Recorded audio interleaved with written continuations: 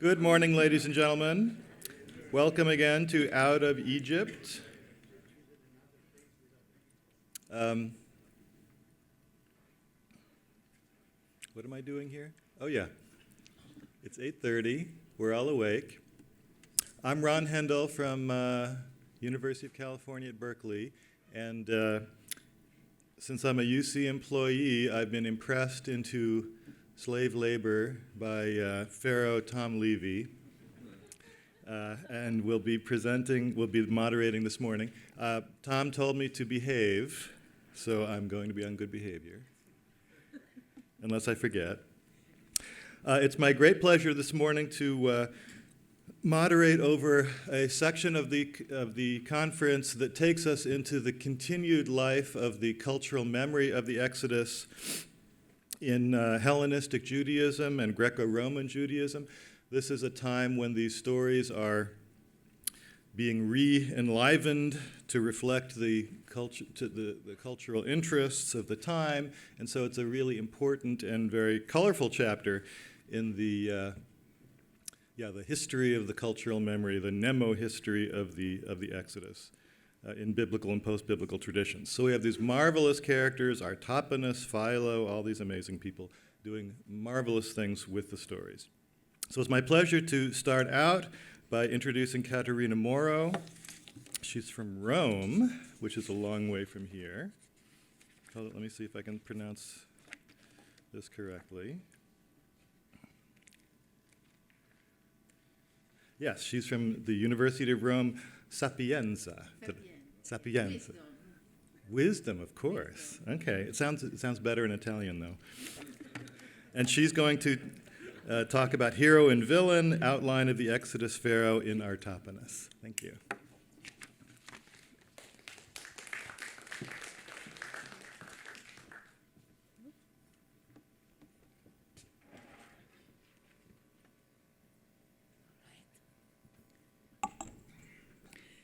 Well, I begin my presentation with a phrase by Christopher Vogel, the author of A Writer's Journey. Every villain is the hero of his own myth.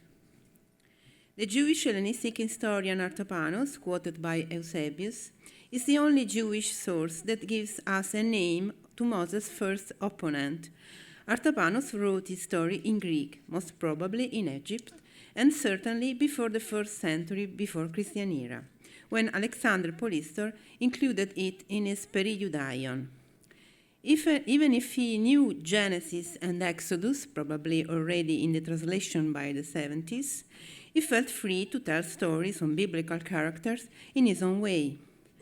It's evident that for him, national tradition was still a living and growing thing, as it was, on a lesser degree of liberty, for authors of rewritten Bibles of Oriental origin, such as Jubilee or Liber Antiquitatum Biblicarum.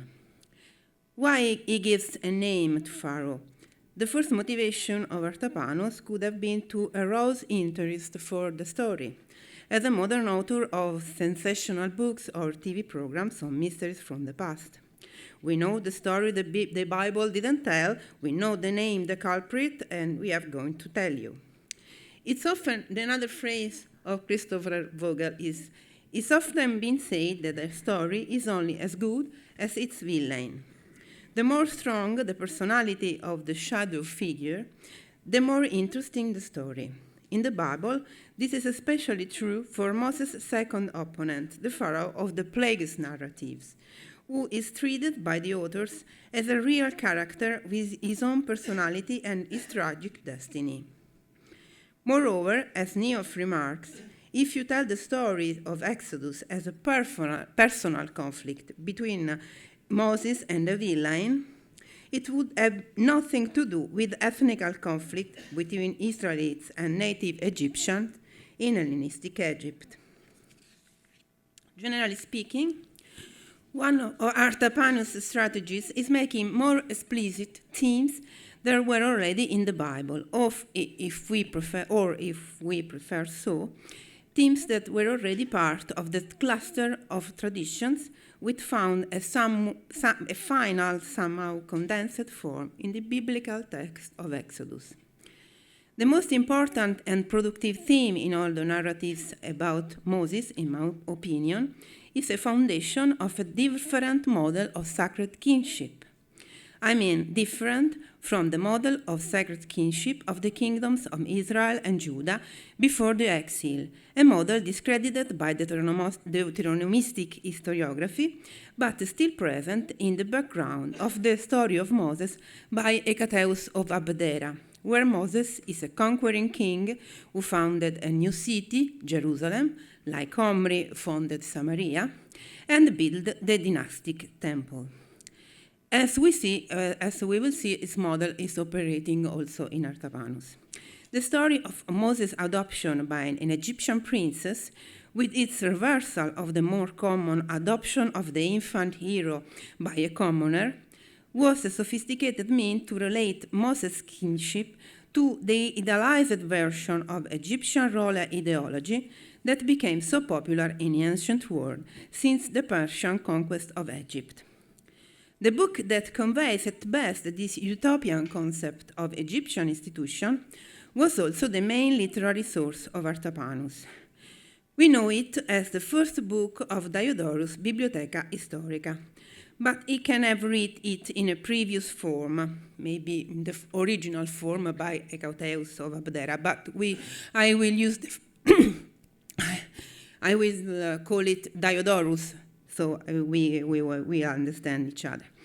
Artapanus used this source to demonstrate that the best part of pagan culture, Egyptian and then Greek, according to a paradigm already used by Herodotus, has Jewish origins. For example, in the stories by Artapanus, young Moses was the teacher of Orpheus, the author of sacred poems who taught Egyptian religion to Hellenes.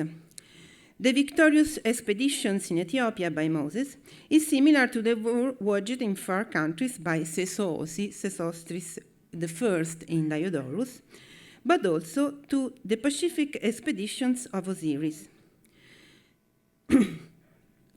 As the god of ancient times, Moses is loved by the people who conquered, and instead of agricultural techniques, propagates the custom of circumcision.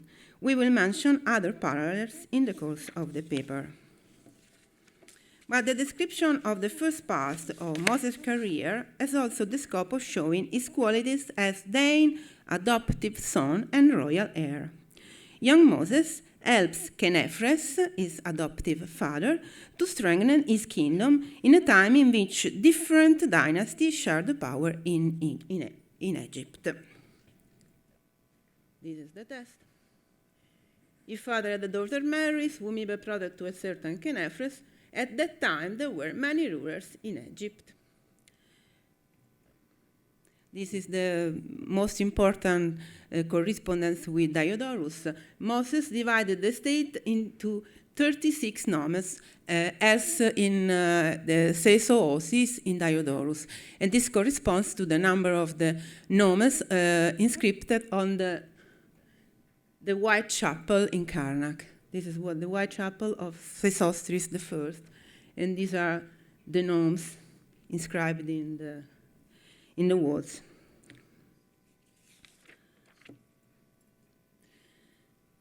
The success of Moses causes a change of attitude in the king. The envy of Kenefres for young Moses is very similar to the envy of Saul for young David, as we read in first book of Samuel, chapter 18. In both cases, the king tried in vain to kill the young rival by sending him into a perilous military expedition. He became jealous. He sought to kill him on some reasonable pretext. Kenefres, supposing that he had found the right moment, sent Moses against them, the Ethiopians, as a commander of a force of troops. This is,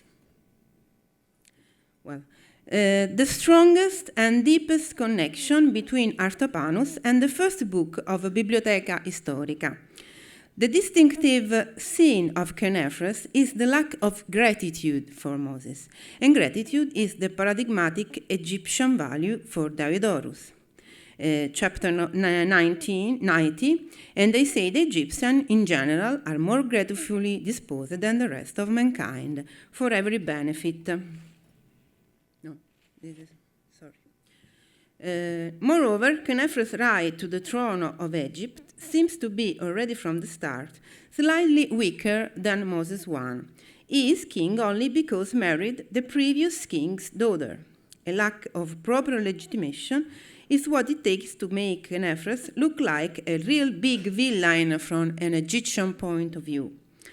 Little we know about the identity of the second pharaoh in Artapanus.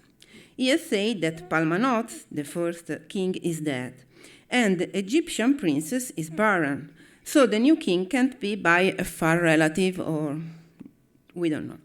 So the fate of Egypt under the plagues can be seen in Egyptian terms as a chaos from above, as Asman called it.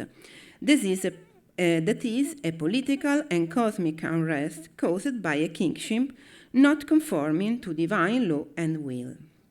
Artapanus, never intended to negate the struggle to free Israel from Egypt, is bound to be a violent one.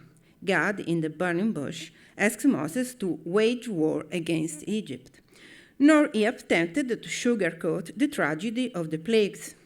The final earthquake in Artapanus is as cruel and indiscriminate a punishment as the death of the firstborn in the Bible. But he wanted to strengthen the point that Moses did it all according to Egyptian rules. He was simply acting as a divinely appointed king trying to rescue the country, more or less as the Nubian Pie Pianchi. But he did it as a miracle worker and not as a general. Many scholars identify King Khenefres with Ka-Nefer-Ra, the royal name of Sobekotep I of the 13th dynasty, a king we know of only from contemporary documents and Egyptian king lists. Artapanus may have used a source lost to us, maybe a kind of novelized biography. Sobekotep is generally considered the last important king of Upper and Lower Egypt of Middle Kingdom, before foreign dynasties, the so-called Hyksos, took possession of the whole country. Before the new findings of seal impression of Ka-Nefer-Ra and Hayan, a Chehasut of the 15th dynasty, in the same archaeological stratum at Tel Edfu, his reign was reputed contemporary with the Delta kinglets of foreign origins of the 14th dynasty.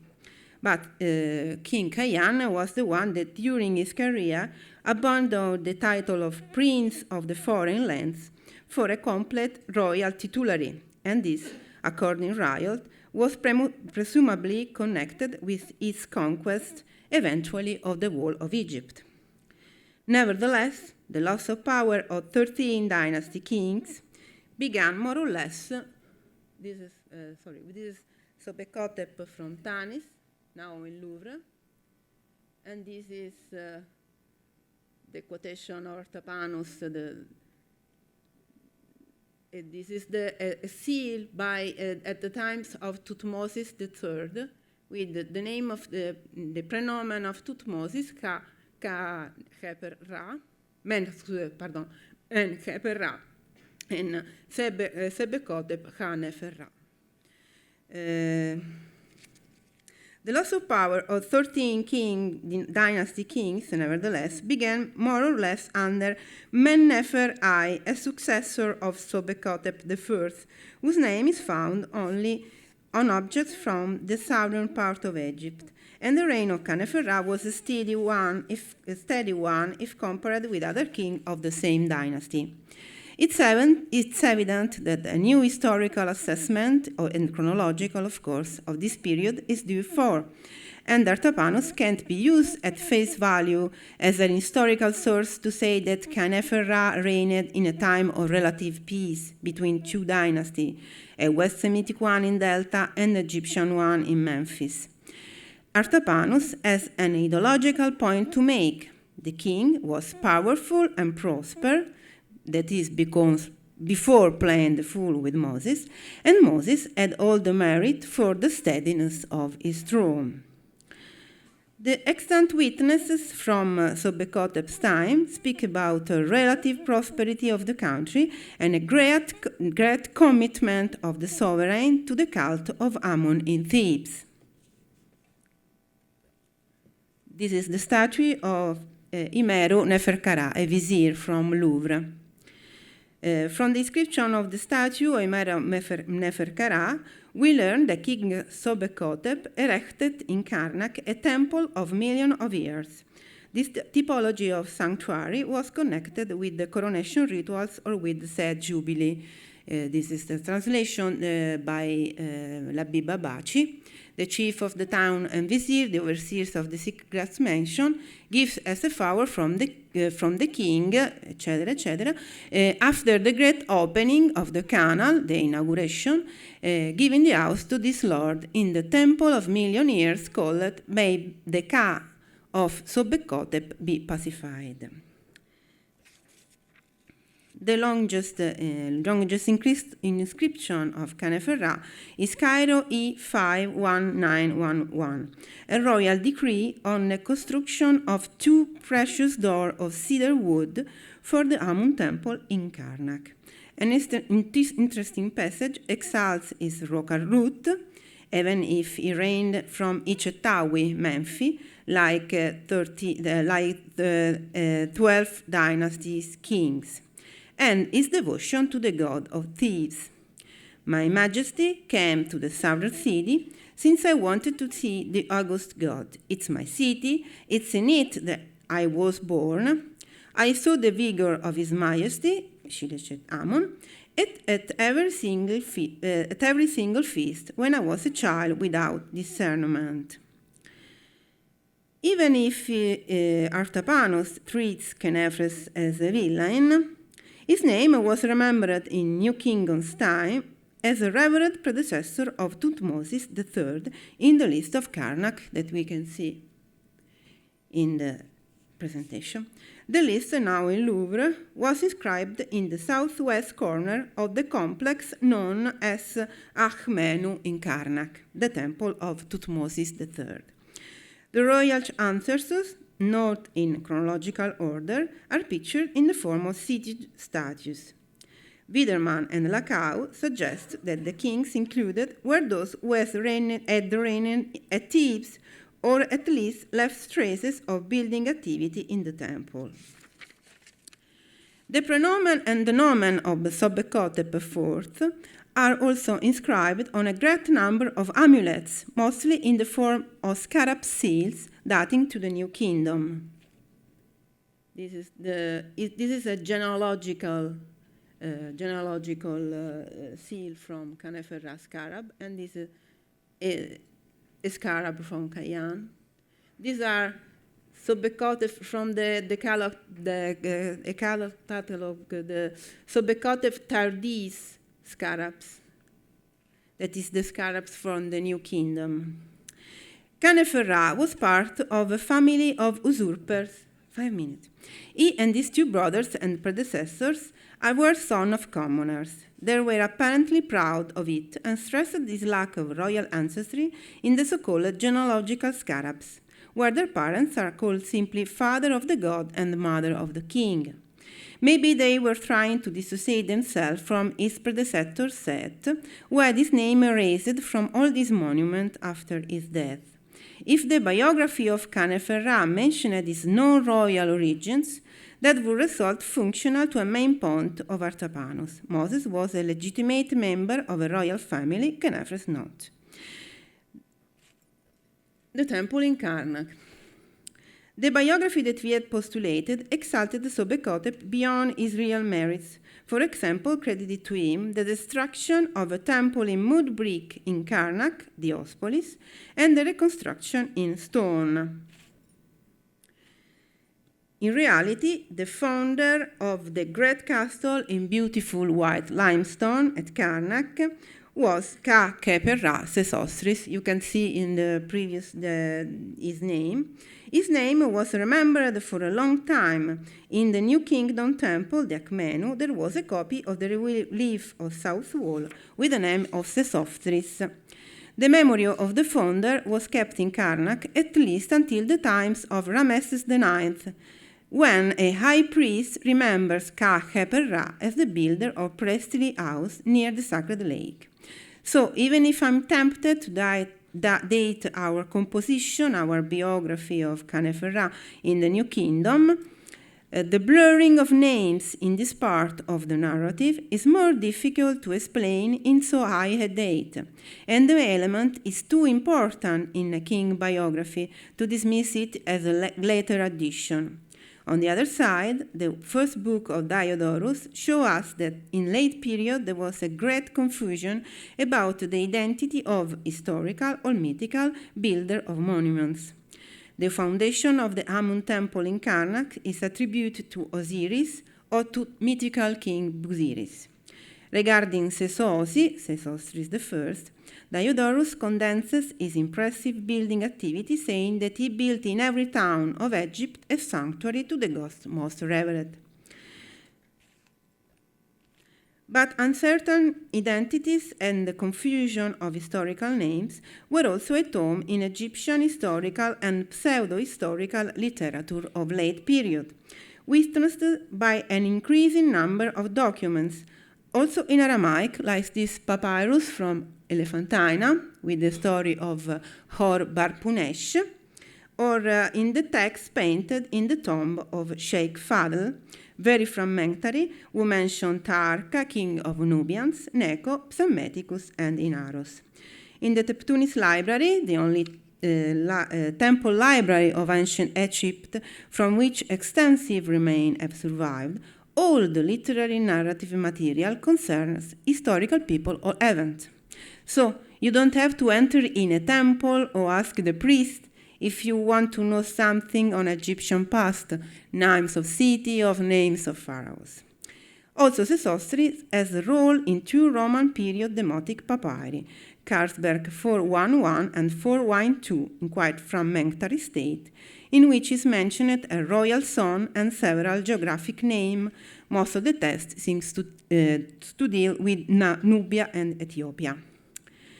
Since now I couldn't find among such texts any trace of my novelized biography of Khenefres, but I can fancy an environment and an audience similar for it, composed of both Egyptian and foreigners, and maybe an Aramaic translation.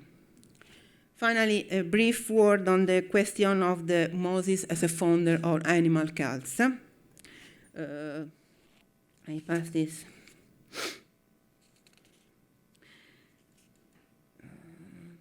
The author represents the foundation of animal cults by Moses, the cult of Ibis, the cult of Apis bull, and the cult of the divinities of the gnomes, as detected by political cunning or by a will to honor and show gratitude to useful creature. And the real Egyptian animal cult has a misunderstanding of his intention. Once again, is something we find also in Diodorus. The real motives for animal cult is gratitude for useful animals. At any rate, the presence and the importance of this theme seems to indicate that Artapanus knew a Maneto's narrative on Exodus very similar to the version we have in Contrapionem, that is, with two associated stories, one of Ixos' conquest and native struggle for deliverance, one on the leprous and their Ixos allies, when we read about the order to sacrifice the sacred animals. No, there was the previous, sorry. Sorry. Just this one. Yes, these are the two passages of in Manetho. Okay, and so concluding.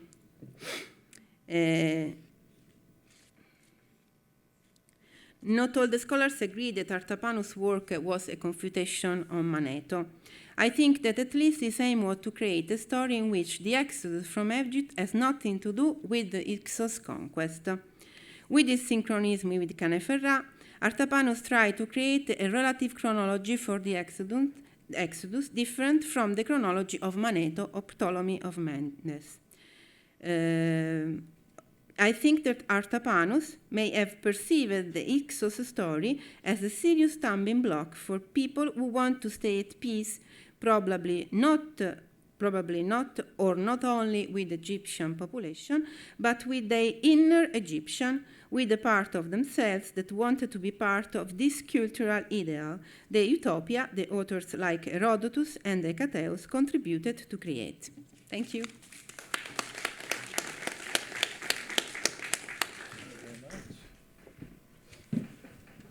Thank you. Are we happy to entertain questions? Boy, I can't see anything from up here.